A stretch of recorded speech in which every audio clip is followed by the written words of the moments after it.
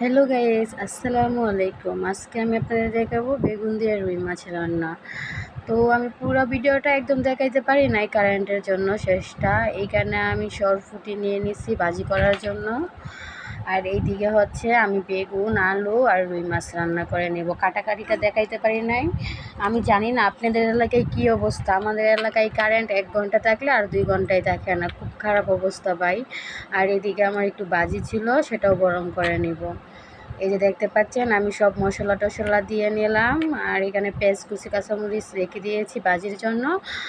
আর হচ্ছে ওইদিকে আমি পেঁয়াজ আর কাঁচামরিচটা রেখেছি তরকারির জন্য। এখানে কিন্তু আমি পেঁয়াজ কুচিটা কম দিয়েছি, কারণ তরকারিতে আমি পেঁয়াজ বাটা অ্যাড করে দিব।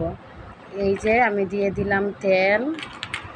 বেগুনে একটু তেল তেল ভাব থাকবে, সেটাই মজা। আর রুই মাছ কার কার পছন্দ সেটাও জানাবেন, আমার কিন্তু খুবই ভালো লাগে। আর একদম নদীর মাছ, এটা নদীর বলতে আমাদের এদিকে নদী আছে, তো এইখান থেকে যায় আকসার বাবা একদম টাটকা মাছ নিয়ে আসলো। তো আমি পেঁয়াজগুলো একটু ভাজা ভাজা হয়ে গেলে আমি বেগুন আলু মাছটা ঢেলে দিব। আর এখানে আমি কয়েকটা কাঁচা লঙ্কাও দিয়ে দিলাম। হালকা ঝাল ঝাল হবে সেটা, এতটাও ঝাল কম হলে কিন্তু কোনো কিছুতেই স্বাদ পাওয়া যায় না। অনেকে ঝাল কম খান, অনেকে বেশি খান, সেটা যা যার ব্যাপারে। এই যে আমি দেখতে পাচ্ছেন বেগুন আলু এগুলা সাইজটা কিন্তু এখন দেখা যাচ্ছে। কাটার সময় আমি দেখাইতে পারি নাই, তখনও কারেন্ট ছিল না।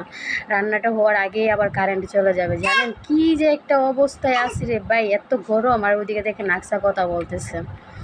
এই যে দেখতে পাচ্ছেন মাছ আলু বেগুন আমি কষিয়ে নিব, আমি কিন্তু এখানে ঝোল দেব না। এটা নেড়ে ছেড়ে আমি গুঁড়ে দিব।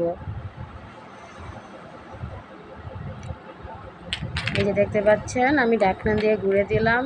তো